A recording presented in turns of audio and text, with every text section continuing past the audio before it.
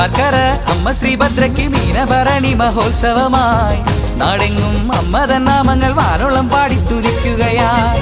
ശർക്കര അമ്മ ശ്രീഭദ്രയ്ക്ക് മീനഭരണി മഹോത്സവമായി നാടെങ്ങും അമ്മ തന്നാമങ്ങൾ വാനോളം പാടി സ്തുതിക്കുകയായി.